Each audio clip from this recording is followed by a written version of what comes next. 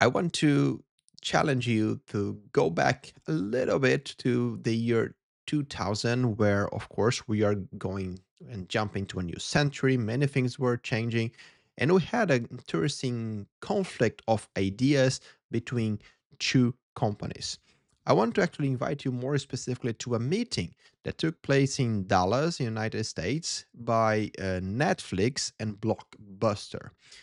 On one side of this meeting, Blockbuster, 9,000 stores spread over the country, very famous in the US, and they were absolutely a leader in the video rental.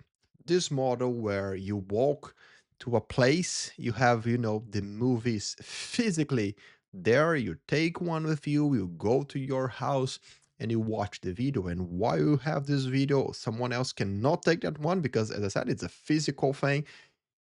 It's I know there is a whole generation that don't even know what I'm talking about now.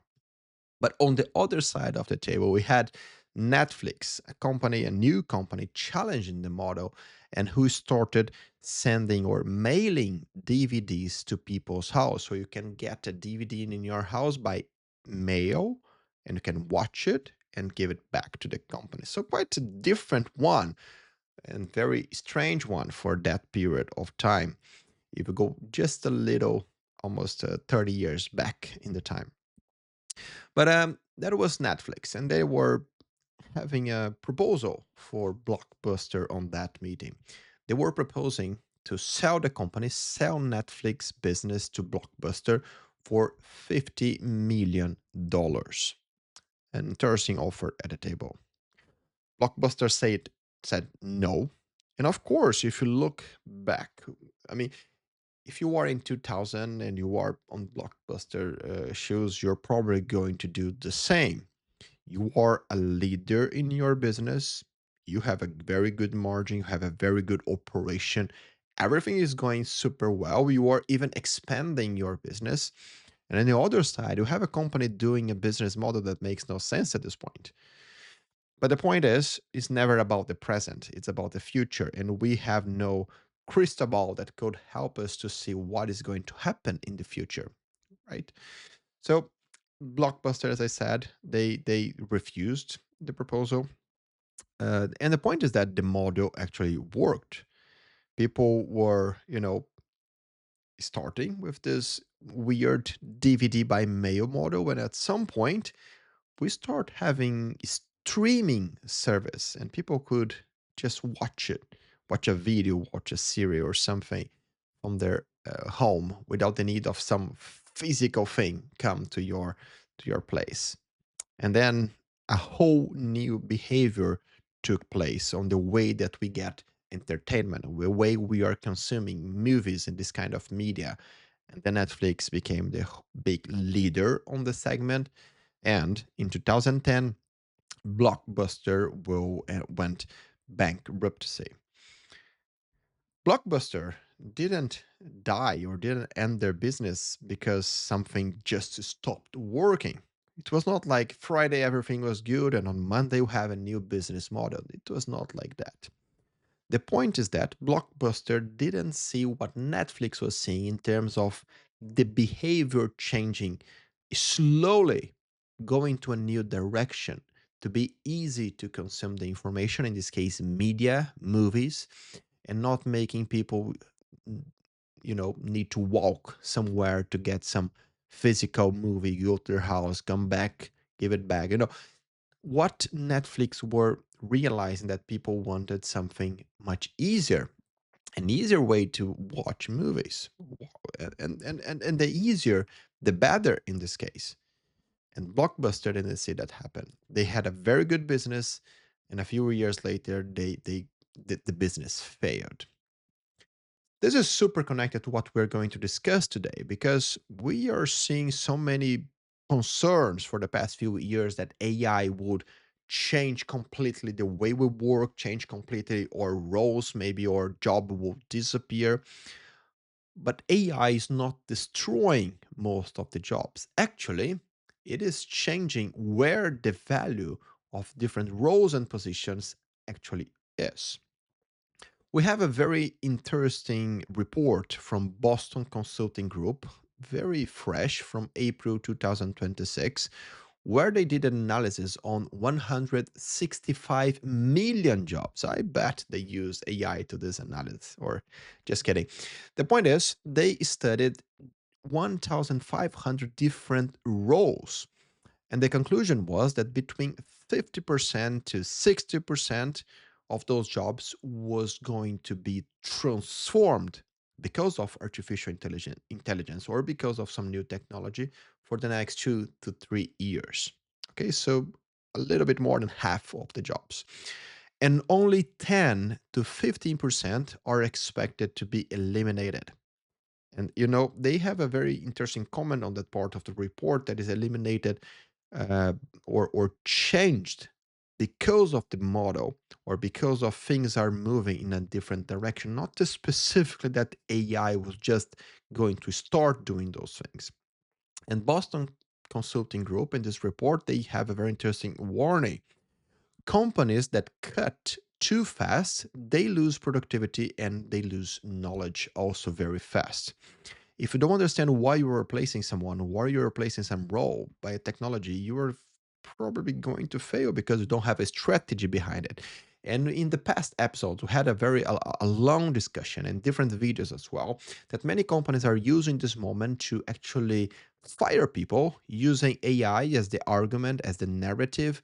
But actually, the reason is a little bit different because productivity is not going that, it's not going so high in the reports after the cuts and the change, or not how they expected. And actually, many companies are hiring people back.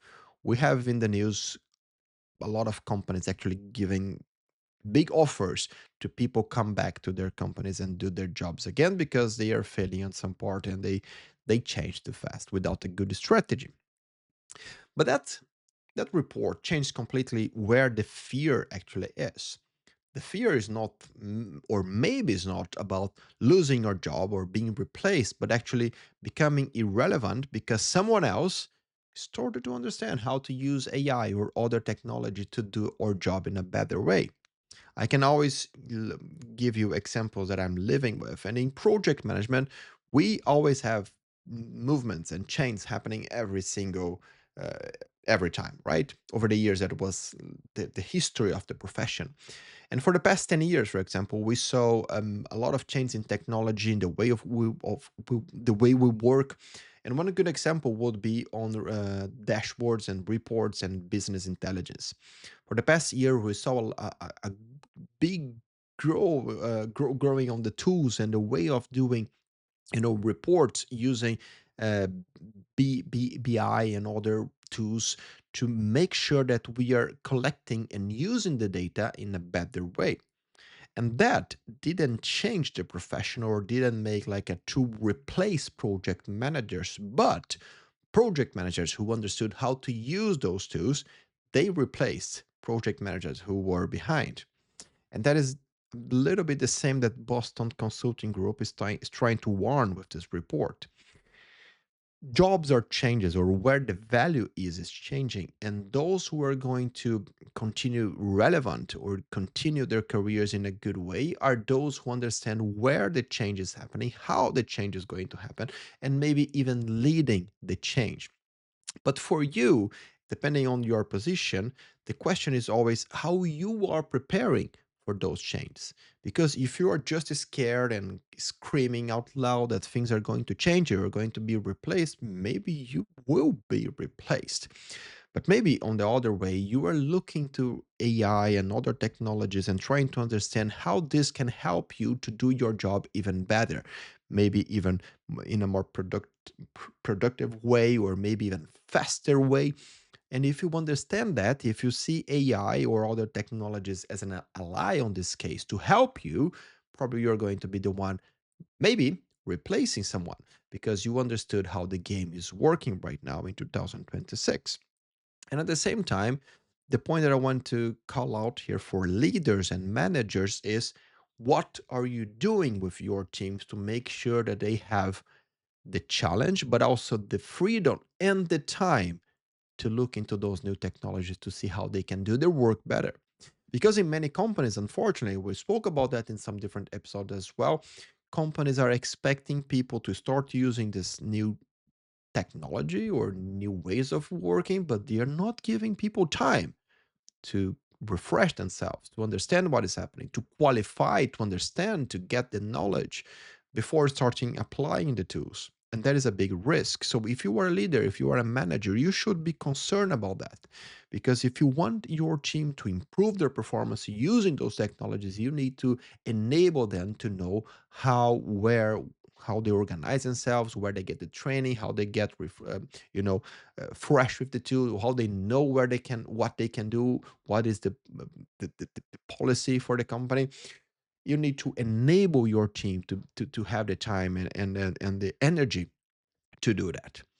So the reflection here is very interesting. I think this made me think a lot on my career and the perspectives that I see for the future. Because if the reports are saying that AI, or at least now, is not going to replace many roles, but rather is going to improve the way we work or change a little bit where and how we do our work, maybe we should be the ones trying to lead that change, as I said, and be the ones in front of